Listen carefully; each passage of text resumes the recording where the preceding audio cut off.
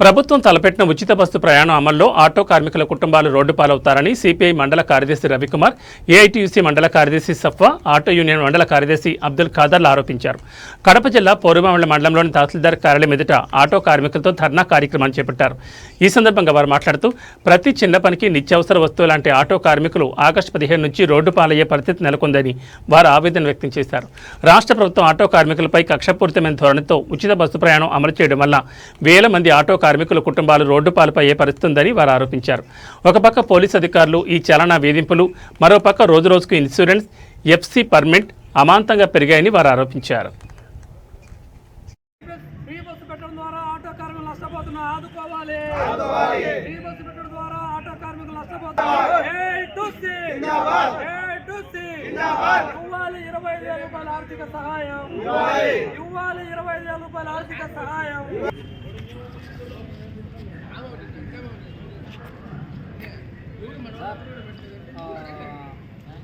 AITUC all India trade union కాంగ్రెస్గా ఈరోజు పోరుమామిళ్లలో మీకు వినతిపత్రం ఇస్తూ ఉన్నాము.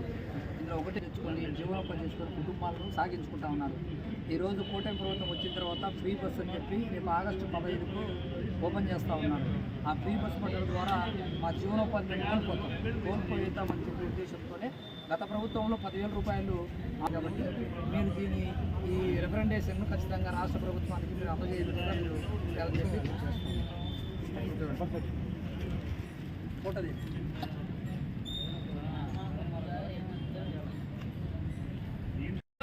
రాష్ట్ర ప్రభుత్వం ఆదుకోవాలి, ఆటో కావాలి, రాష్ట్ర ప్రభుత్వం ఆటో కార్మికులు ఆదుకోవాలి, ఇవ్వాలి 25,000 రూపాయల ఆర్థిక సహాయం,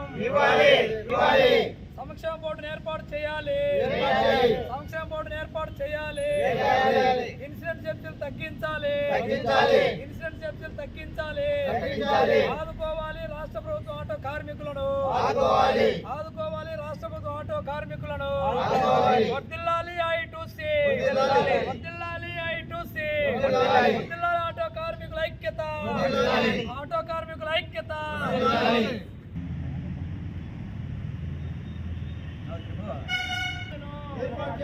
ఆదుకోవాలి ఆటో కార్మికులు రాష్ట్ర ప్రభుత్వం.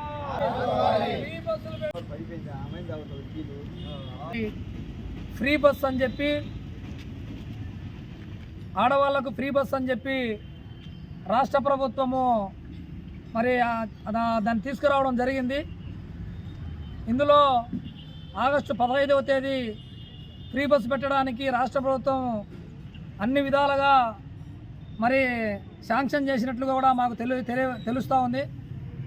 ఈరోజు ఆ ఫ్రీ బస్సు పెట్టడం ద్వారా మరి పోరుమామిళ్ల మండలంలో చుట్టుపక్కల ప్రాంతాల్లో ఉన్నటువంటి 1,115 దాకా ఆటో డ్రైవర్లు ఆటోలు తోలుకొని జీవనోపాధి సాగించుకుంటూ ఉన్నారు. ఈరోజు ఫ్రీ బస్సు పెట్టడం ద్వారా ఈ ఆటో కార్మికుల యొక్క కుటుంబాలు రోడ్డును పడే అవకాశాలు ఉన్నాయి. ఎందుకంటే ఆటో తీసుకొని ఆటో జీవనోపాధి చేసుకుంటూ కుటుంబాలను ఎంతో కృషితో పోషించుకుంటూ ఉన్నారు. అందులో ఈరోజు ఆటోలు కొనుక్కోవాలంటే ఒక 50,000 రూపాయలు పెట్టి ఫైనాన్స్లో ఆటో తీసుకుంటే అది జరగక ఒక నెల 2 నెలలు మరి ఆ ఫైనాన్స్ డబ్బులు కట్టకపోతే ఆటోలు తీసుకుపోయే పరిస్థితి కనబడతా ఉంది.